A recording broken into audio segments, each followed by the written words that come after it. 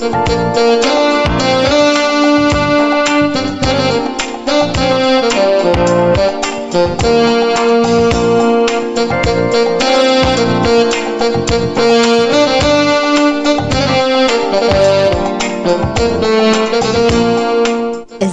أقلوا الدمتي سلامنايو أقلقلوت راديو سلامنا كل جزء مشت كابشن منتن فرقان كسب ساعة الشعتة 30 حدن حتير معبل يفنو لموين متصحف قدس براديو زبل مدب حزناك قريبنا لنا سلام نعم يهم بروها سمعتنا قزلنا نمزنا لهم مدب نسقاقركم فلما حاونا أقلقالي ابن إزر أفاتت حامد صحف قدس زبل كبز حلفة جمرة ربعي فالحجلنا قريب له صنلنا اسمعيو هادي ماغن حفتنا روتا قالكا نابلتك زمرنا سناي جيزي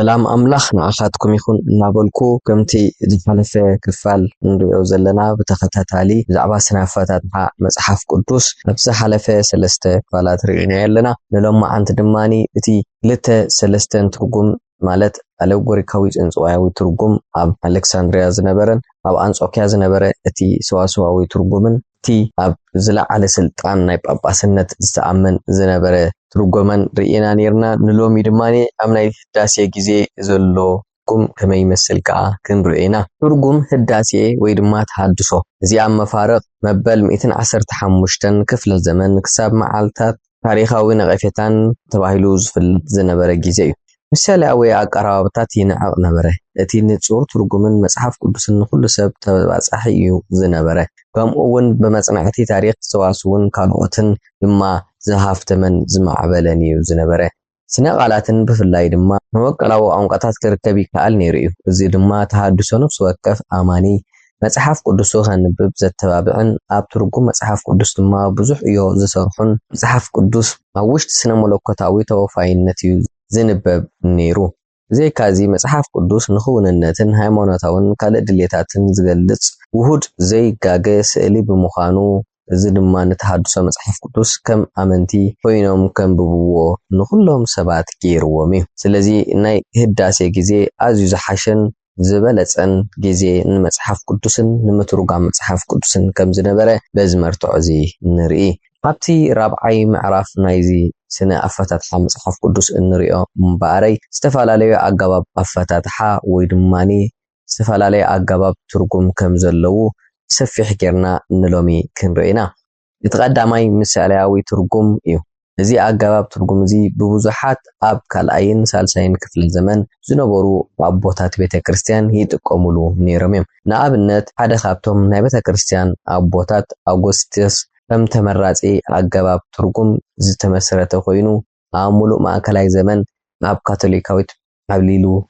كم زنبره دما يفلط متقال بقالو ترغم نتي صحف وي دما نتحققنا ترغم ايوكلوني بمبال ناينس وكف كفلታት በአታታን ተዛማደ መንፈሳዊ ኮንነት አለዎም በዚ ድማ አጣኛ ወይ ድማ ነሞዳታ ትርጉሞም ናይ ተخፍሊ እዩ ኢሎም ድማ ያአምኑ ነበሩ ንኣብነት ሓደ ካብቶም ናይ ቀደም አቦታት ቤተክርስቲያን ዝነበረ ኦሪገን ዝተባሃለ ሰብአይ ከም ዝብሎ መርከብ ነው ምስ ስጋን ነፍስን መንፈስን ምትእስሳር ንሰብ ዝሰማማዕ ሰለስተ ትርጉማት ይህቦ ንኣብነት ከም ዝብል ቃል በቃሉ ሞራላውን መንፈሳውን ከም ዘለዎ ይትርጉም ኣብ ማይ አይሂ ምድሓን ማለት አማኒ ካብ ፍሉይ ኃጢአት ምድሓን ድሕንነት ቤተክርስቲያንን ብክርስቶስ እዩ ይብል ነይሩ ርዕሰ ሊቃነ ጳጳሳት ነዚ ኣገባብዚ ንልዕለ ጳጳስነት ንምድጋፍ ይጥቀምሉ ድማ ከም ዝነበሩ ኣፍቲ ናይ ቤተክርስቲያን ታሪኽ ይነግር ካልእ ሰብኣይ ድማኒ ሓደ ካብቶም ናይ ቤተክርስቲያን ኣቦታት በኒፈስ 7 ዝተባሃለ ሓደ ኣቦ ቤተክርስቲያን ኣብ ዘፍጥረት ሓደ ዘሎ ክልተ ዓበይቲ መብራህቲ ኣብ ምድሪ ዘሎ ስርዓት ስልጣንን ከም ዘለዎ እዩ ዘመልክት በዚ ከዓ ፀሓይ ምሳሌያዊ መንፈሳዊ ስልጣን ይብል ነበረ ማለት ንርሰ ሊቃነ ጳጳሳት ይውክል ኢሉ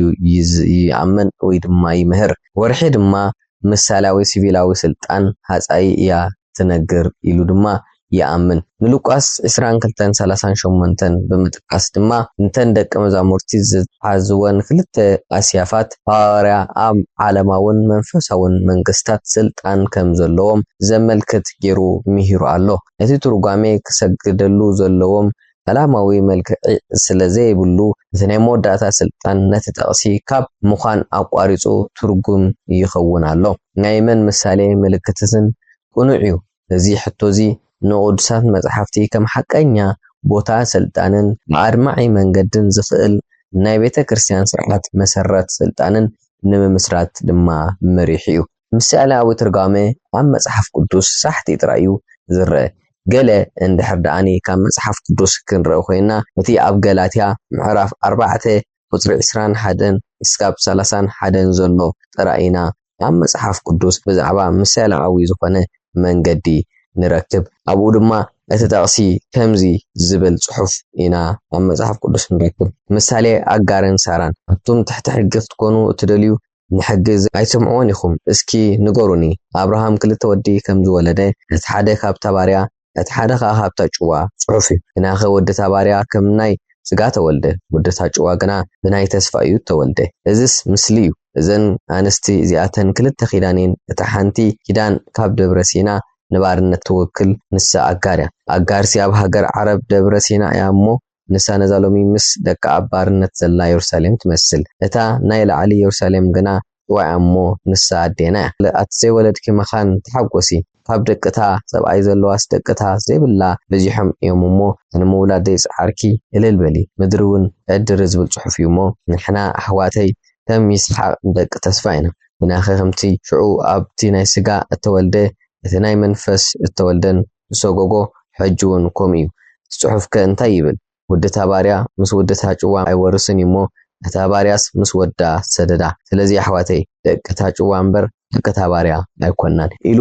ኣብዚ ብመልክዕ ምሳሌ ገይሩ ንኣጋርን ንሳራን ኣቕሪብልና ኣሎ እዚ ንኣጋርን ሳራን ኣብ ዝቕሪብዎን ዘሎ ነታ ሰማያዊትን ወይ ድማ ናይ ኢየሩሳሌምን ኪዳንን እዩ ዝዛረበና ዘሎ ስለዚ ኣብ መጽሓፍ ቅዱስና ምሳሌያዊ ዝኾነ ትርጉም ብጀካ ኣብዚ ክልተ እዚኣተን ካልኣይ ንረክብ ኢና እታ ካልኣይቲ እውን ኣብ ቀዳማይ ቆሮንቶስ 10 ካብ 1 ክሳብ 4 ዘሎ እዩ ኣብዚ ብዛዕባ ኣምልኾን ምጥንቃቕን ይዛረብ ኣሕዋተይ ኩልኻትኩም ኣቦታትና ትሕቲ ደበና ከም ዝነበሩ ኩላቶምን ብባሕሪ ከም እተሳጎሩን ዘይፈልጡ ክትኮኑ ኣይፈቱን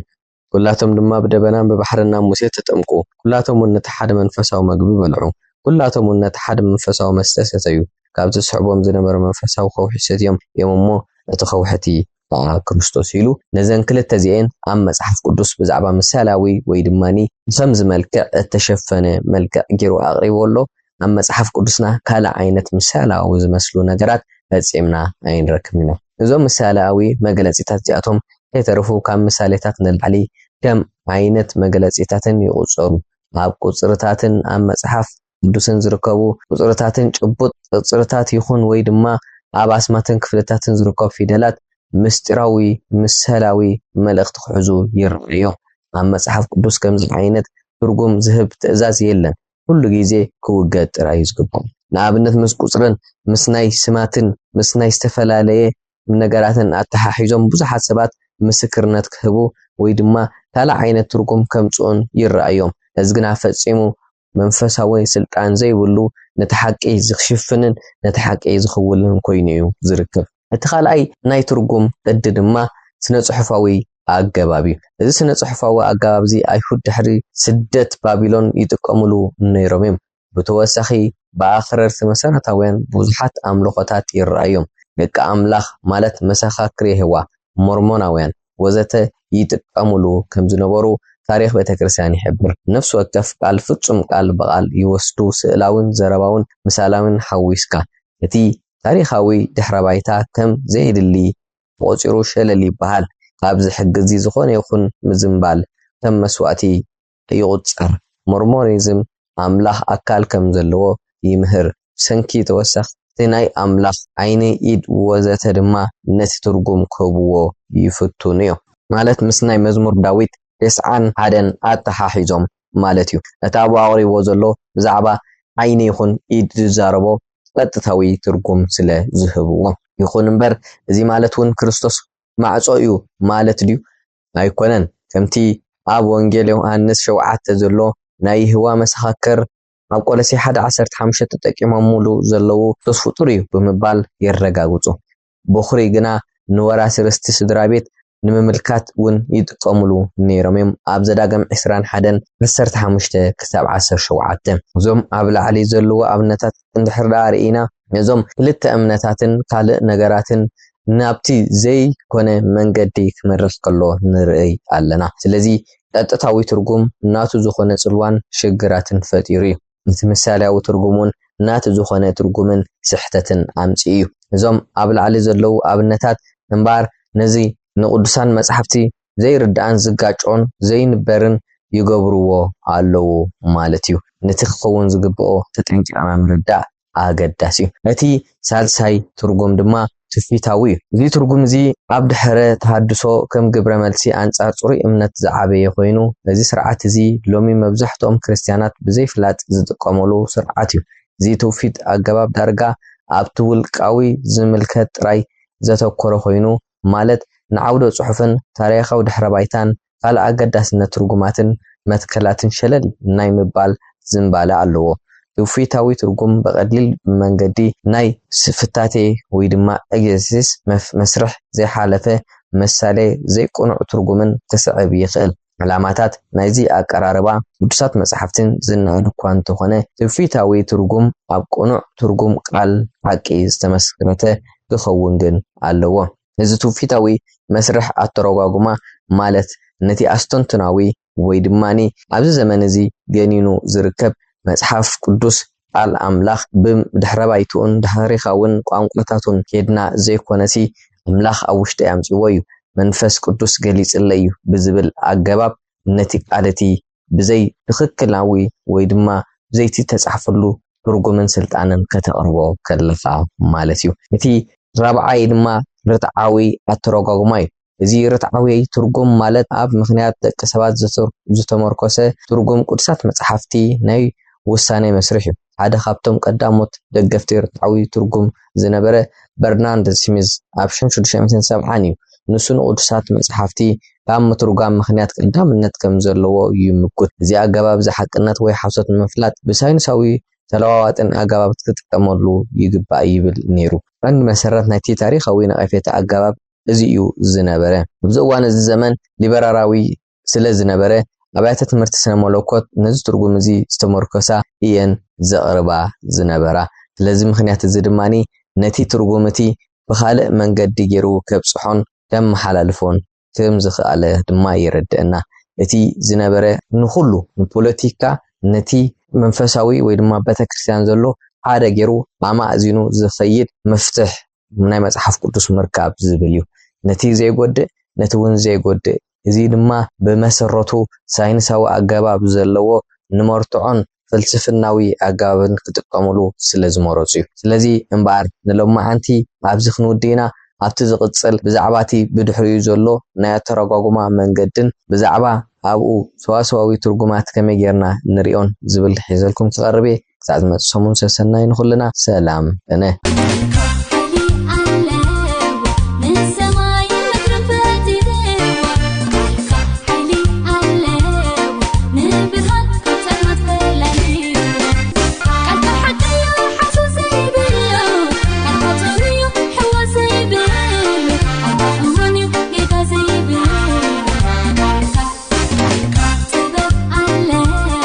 نرشان ما يتهاني توا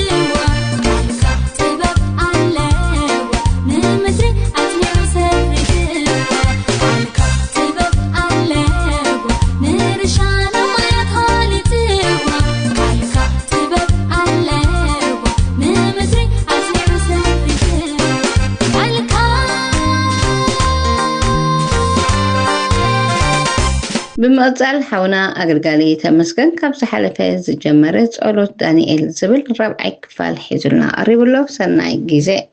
سلام بزوح سلام تكتاتلتي راديو سلامنا كمي كأنيهم كمي ياللهم كل صبوق كتحلو ጸሎትናዩ تمسكن هاوكمي أبز حالف كلتا سلسة سمونات مالتي زرعنايو بزعبا دانيال أوت ناي ጸሎት سب እግዚአብሔር መስቀል ሎሚ ደማት ሳለሳይ ነጥብን ሪዮ ደማንታዩ ዳንኤል በግሉ ምጽላይን በህብረት ምጽላይን استلامደ ናይ ጸሎት ህይወት ደማኔው እግዚአብሔር መስቀል ዳንኤል አዋም ዝሆነ ቀጻልነት ዘለዎ በህብረት ዝጸልየሉ እቲ ኩነታት ክንሪዮይና مسمم كوينو يصليو اب دانيال معرف كلت كنكيدينا ننببينا كبرنا املاك يكون كاب 10 شعاتك 10 شمونت انتايبل دهرزي دانيال نابغزو خدمو ندانيالن محازوت مستوم سترفو طبيبان بابيلون كيطفو بزاباز مسترزي كاب املاك سماي مهرت كلمنون حنانيا نيميشائيلن عزايان محازوتو اتنغرتي افلطوم يبلنا بزعبازي ነገር እንታይ ታጋጢሙ ትንጉስ ህልም ሐሊሙ ሃቢ እዎ ወይ ደማ ረሲ እዎ ነተ ህልሚን ተራነገ ኩምኒ ነተ ትርጉሙ ደማት ነገውኑ ትخሉ ይሁን ብዝብል ስለዚህ ከቆትሎም ጀሚሩ ነቶም 3 ዓመት ተሰልጠኖም ከባቢ 480 ዝሆኑ ማለት እዩ ከሚትን እስራን ሀገራት በበርባተስ ተዋጽኦ መንእሰያት ተሰልጠኑ ብሉጻት ዝባሃሉ ናይ ገሊዮም ጠንቆልቲዮም ገሊዮም ከዋኽብት ዘጽንኡ ካለ ሐለ ዘሎም ከም ባል ዳንኤል ናይ እግዚአብሔር ሰባት ድማ ዳንኤልን ሰለስተ ዕሮክቱን ድማ አቡለው ማለት ስለዚህ ዳንኤል ነዚ ነገር ዝምሰመ እንታይሉ አምላክ እንታይ ከም ዝሆነ በ ገላጽ ምስጥራት ሙኻኑ አምላክ ንሁሉ ነገር ዝፈልጥ ሙኻኑ አቤት ናይ ዳንኤል እምነት በጣም ይዘሐጉሰክ እዚ ስለስተው አለ በቀጥታ አነ በይኔ ክጽሌ እግዚአብሔር ኮክ ሰማአኒዩ አይበለን እግዚአብሔር መስከን ነቶም ሰለስተ የህዋቱ ነቶም ሰለስተ ናይ እግዚአብሔር ሰባት ድማ አቡ ክጽምብሮም ከሎን ርኢ ማለት እዚ ይቲኔ አምላክ ሰብ ቅን አምላክ ጸሎቱ ተባሃገ ዝገበሮ او እግዚአብሔር በይኑ በግሉ ዋላን ተጸለየኮ አምላክ ሰምኦይ ነገር ግን አብት በረከት ከሳተፉ ስለዝደለየም አብት በረከት ሀቢርና ንጸሊ ሀቢርና ድማ ክንባረክ ዝብል አባዩ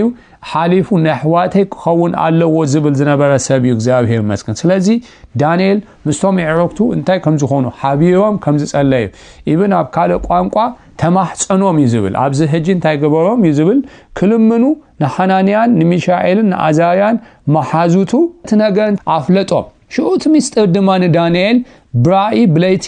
ተገለጸሉ ዳንኤል ድማን አምላክ አመስገነው አሜን አምላክ بحبرت كنصل خلنا እግዚአብሔር በጣዕሚው ደስ ብሎ ሁሉ ጊዜ ንባዓልና ተነቃቂና ማለት ንኻሎት ሰባት ሀቢርና ንጸሊ ዝብል መንፈስ ተለወሰብ እግዚአብሔር በጣዕሚው ደስ ብሎ ይሁም እግዚአብሔር ነተ ሕልምሲ መዓልትታት አይወሰደሉን ሰሙናት አይወሰደሉን አመታት አይወሰደሉን እግዚአብሔር በቁልጡፍ እንታይ ክጎበሮ ሁሉ ዳንኤል ግና በቃ አምላክ ተአሚኑ ለቶም ይዕክቱ አሚኑ በሐባር ገጽ እግዚአብሔር ክደልዩ አምላክ ስለዘበራቶ ነአምላክ ስለዛአመነ በቃ በትናይ አምላክ ነገር ተደሪኾም አብቅም እግዚአብሔር ስለዝጸለዩ እግዚአብሔር ድማንታይ ክጎብሮ ሁሉ ንሪ ማለት እዩ ከምዚ ዝበለ ናበረከተ እትይዎ ማለት ስለዚህ ሀቢር ካምጽላይ ተስፋ አምላክ አለዎ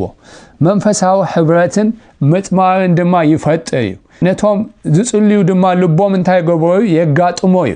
አብ አምላክ እንታይ ማለት አማኸሎም ድማ ዝፍጠር ቂምታ ገለታት እንተዳሃሉ የርሕቅዩ ሰብ ሀቢሮ ከጽሎ ከሎ አማኸሎም ቂምታን ባስን ክፍጠር አይክልን ዋላን ተሐሊውን ሁወ ንዕሙ ዝበለ መንፈሳዊ ዝምድናን እምነትን ድማን የተባቢዕ እግዚአብሔር መስከን ሀቢር ካምጽላይ ዝመስሎ የለን ማለት ሎሚ በፍላይ ሀቢር ካምጽላይ አብዝ ዘመን እዚ እና ጎደለ እና ጠፍአ ዝኸደሉ ዘሎ ኦዋኒ ማለት ስለዚህ መለኮታው ኃይል ድማ አለው ይሁን ሀቢሮም ስለዝጸለዩ እግዚአብሔር ቀልጢፉ መልስ ጸሎቶም ክህቦም ከሎ ነትራኢ ክገልጸሎም ከሎ ንምስጋና ድማ ጌሮን ስለዚህ ዳንኤል ንእግዚአብሔር ከመስግን ከሎ ዳንኤል ከምዚሉ ተዛረበብለና ጥበብን ስልጣንና ትይሞ ስም አምላክ ካብ ዘላለም ንዘላለም እንታይ ይሁን ይባረክ ይሉ ተቃል አምላክ እንታይ ዝብል ጸዋዓኒ ክመልሰልካይ ኮሙ ይዝብል እግዚአብሔር መስገን ስለዚህ ሀቢር ካምጽላይ እትብሉጽ ናይ ጸሎት ጸጋይ ገለ ጥቅስታት ክንሪ ናብነት ማቴዎስ 18 ኢስራ ጎይታ ኢየሱስ ክርስቶስ እንታይሉ ክልተ ወይ ሰለስተ ኮይኖም ብስመይ ኣብ ተኣከቡሉ ኣነ ኣብኡ ኣብ ማእከሎም እየ ክልተ ካባታትኩም ብዝልምንዎ ሁሉ እንተ ተሰማምኡ ካብቲ ኣብ ሰማያት ዘሎ ኣቦይ ክወሃበኩም እዩ ኢለ ከም በሐድሽ እብለኩም ኣለኹ ኢሎ ክልተ ወይ ሰለስተ ብስመይ እንተ ተኣከቡ ኣነ ኣብ ማእከሎም ኣለኹ እዚ ዝበለ ጎይታ ኢየሱስ ክርስቶስ ቃሉ ዘይልወጥ ስለምንዎ ድማ እንተ ተሰማማዕኹምሲ እግዚአብሔር ነተ ለመናሁም እንታይ ክገብሩ ክምልሶ እዚ ዝተረድኦም ይመስል ኣብ ግብረ ሐዋርያት ክንረኸ ለና ማለትዩ ኣብ ምዕራፍ 4 ካብ 27 ክንረኸ ለና በዓል ጴጥሮስ ተኣሲሩሉ ዝነበረ እዋንዩ እንታይ ኢሎም ጽልዩ ነይሮም እትዮም ኣሕዋት ሓቢርና ክንሪና ማለት ካብ 27 ጀሚሮ ኣላሃም ብበልኩሜ ምስተፈቱ ናብ ሰቦም ከይዶም ሊቃውንቲ ካህናትን ዓበይትን ዝበልዎም ካ ተዛረብዎም እዚ ምሰምዑ ድማ ብሓንሳዕ ሓቢሮም ريهم بحنس حبيرهم دمصهم ناب أملاك على إلهم بلو وسماين مدرن بحرن أباتهم زلوا كل زجبر كاغويتا كم تبى منفس قدوس بعف أبونا داويت بايا حزبل كايو سلمنتاي أحزاب حرقوا حزبتات كنتو حسبوا نجستات مدرت هلا علو اتهم مكوان انت دما نجزاب هي نمسيهم كتعرروا بحدا تعكبوا هجي تعيد كان مخرخان خاون إلو قدم زمدوهم انت كجبروس بحكي هيرودوسن ጴንጦስን ጲላጦስን ምስ አሕዛብ ምስ ዓሌታት እስራኤልን ኮይኖም ነትን ሰሐዘቀ ባሃዮ ቅዱስ ወደ ኢየሱስ ክርስቶስ አብዛ ከተማዚያ ንምጽራ ተዓከቡ ሕጂ ድማ ጎይታ ናመፍሮም ረኤ በስምት ቅዱስ ወደ ኢየሱስ መሕዋይ ሕሙማትን ትምህርትን ተአምራትን ኻውን ኢድካ ዘርግህ ንባሮት ካድማ በሁሉ ትብዓት ቃል ከዛረቡ ሓቦም መስለመኑሃ ተአኪቦም ላዘለው ስፍራ ተናወጸት ኩላቶም ድማ መንፈስ ቅዱስ መልኡ ቃል አምላኹን በትብዓት ተዛረቡ ይብለና ረሆም እግዚአብሔር ከም ተዘበሎ ክልተ ወይ ሰለስተን ተተአከብኩም ትልምንዎን ተተሰማማኹም አማኸልኩም አለኹ ጸሎትኩም ድማ ካብ ላዕሊ ክምለስ ይዝበሎ ልክ እዚ ነገር እዚ ክኾነሎም ከሎ ንርኢ ማለት ለዚ ዳንኤል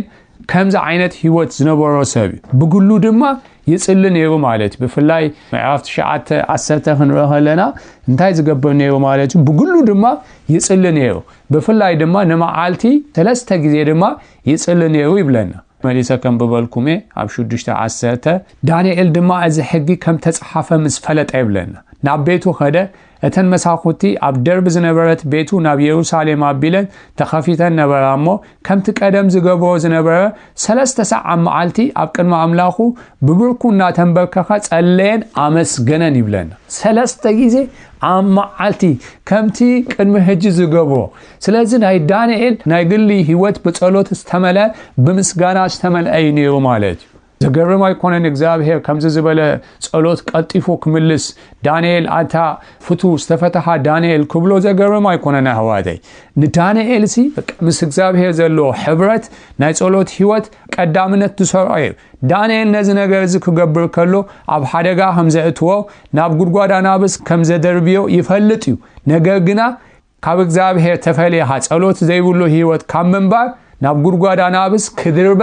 ዳንኤል ክሳዕ ክንድዚ ነትናይ ግል ጸሎቱ ዋጋ ሂቦ ማለት አምላኻይ ከምዝ ዝበለ ትብዓት ከምዝ ዝበለ ንጸሎት ካብዛ ሓድግሲ ኣብ ጉድጓድ አናብስ ይደርበ ዋላ ይሙት ዝብል ከምትቶም ሰለስተ ያረክቱ ነሕናስ ነዚ አይንሰግደሪና ዋላ ናብ ተሓውን ደርበ ዝበሉ ዳንኤል ድማ ናብ ጉድጓድ አናብስ እንታይ ይሁን ዋላ ይደርበ አነስ ጸሎት እንታይ ገበርኔ አይ ሓድግኔ አነ ምስ እግዚአብሔር አምላኻይ ዘለኒ ናይ ጸሎት ጊዜ አይቋርጽን ዝብል ተባዕ ዝኾነ ስለዚህ ብግሊ ከምዛ ዓይነት ናይ ጸሎት ህይወት ዝነበሮ ጅግና ሰቢ ማለት ስለዚህ እግዚአብሔር ከምዚ ዝበለ ጸሎት ከመይሉም ክጽመሙ ኢልኩም ተሐስቡ አህዋታይ ሎሚ ኣብዚ ዘመን እዚ ሰባት ወይ ብግሎም መጸላይ ከእለት የበሎምን ኣብ ሰሙን ሓንቲ ጊዜ ኣብ ታቸርቸም ጸልዮም ዘኸዱ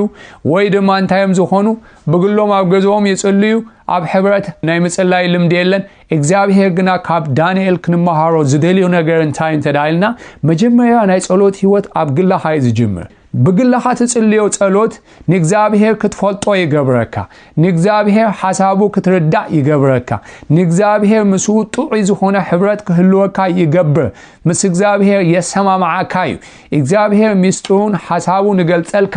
نزه هجزلو زمن أما صحاف قدوس نتهم نجزابه أصبقهم زلقبو أصبقهم زتابقو سبات إجزابه بلوت سجاي زهبو نعبنت موسى رايو أبوري كيران تدارينا نتهم حزب إسرائيل نيرم تنبال آرون نيرم إياسو نيرو موسى نيرو موسى أبتكارن مس إجزابه يمسوس لزنبه نتاي قبر نيرو مالتيو ينتبارق نيرو إياسو دما أمانغوتهم كحناتن أمانغو موسى نوينو دما نموسى تبانيرو أموداتا إجزابه دما نتزا حسبو عيون مدبن كمدبو خلو نابو كساقاقورو خلو ناي موسى تتكع أخو قبرو خلو نري اتيوم است حزبي تلاقيبهم زنبرو كحنات بحاتيات نايت حزب تتأليفهم كود خلو كم بعال عارون نرى مالج ولا بحدش كيرانون كومو ات حزبنيو كابوز وصو أستات سبعة خونو دك مزاموت نيو كاباتاتهم دما أستات خلطانيو كابزيوم سلسته دما نيو بفولي إجزابه كابزيوم سلسته نواف لبز تسقع يوحنس تنيو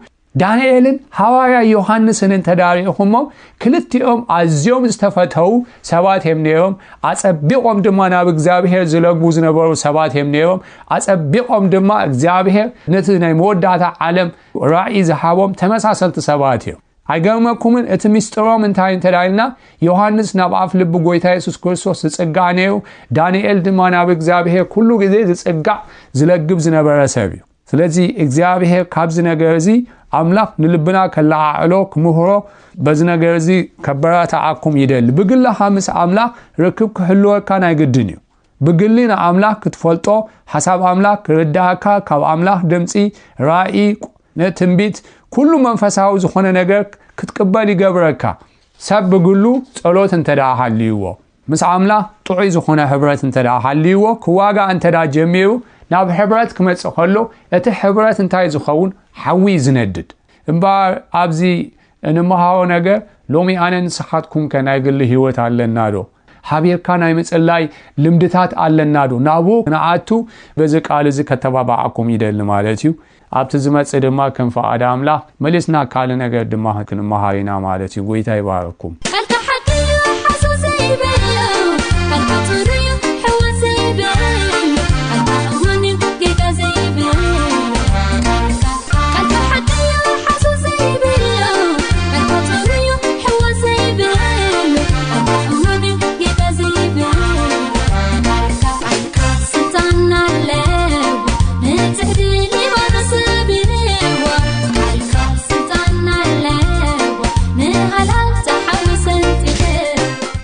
سمعتنا أقلقلت دمس سلامنا إخوم كتكتاتلو صنيحكم بإنترنت نتكتاتلو أمربب حبريتا www.salamna.org ترخبنا كم هون بفيسبوكن بيوتيوبن أب Voice of Salamna ترخبنا حتى رأيتو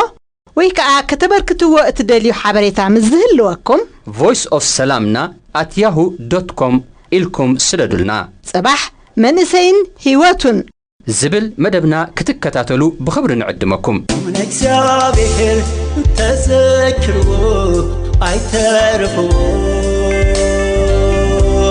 አመንቃዕት ቆሞ አይተርፎ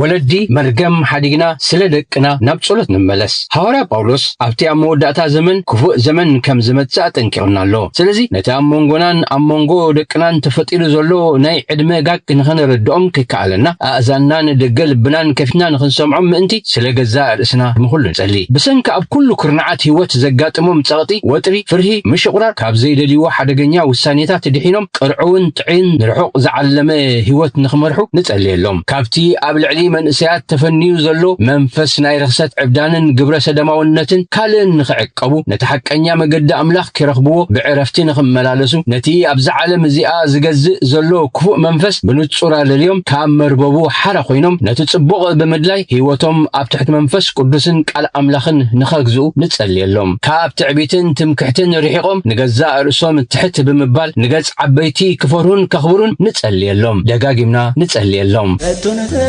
ዓለም ይነበር አይተርፉ ከመለሰናዩ አይተርፉ አይተርፍዎ በጃኹም ካሕክሕዎ ንደልካ ኣሎና ብህይወት ንኽነብር ብህይወት ንኽነብር ኣባኻነ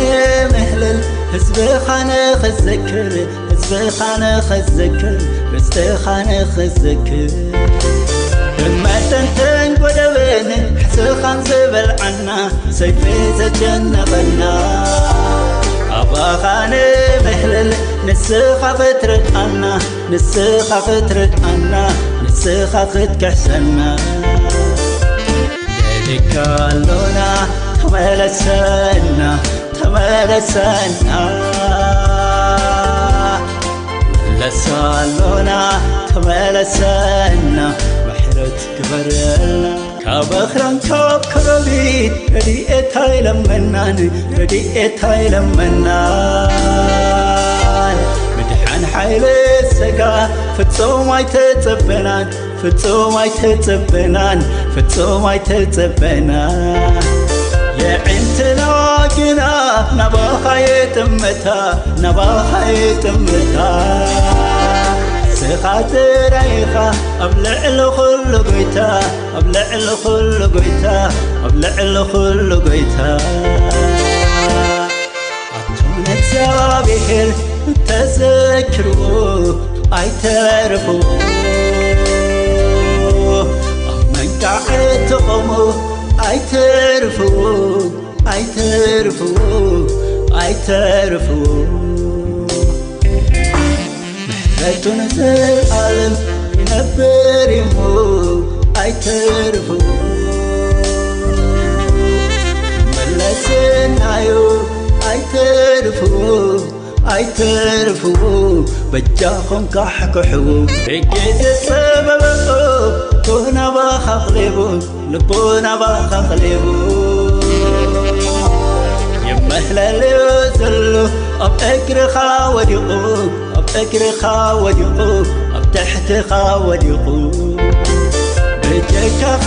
የለን ዝረድእ ንጭኑቓት ዝረድእ ንጭኑቓት ብፈውሲ ዝበፅሕ ንዝፀበባ ህይወት ንዝፀበባ ህይወት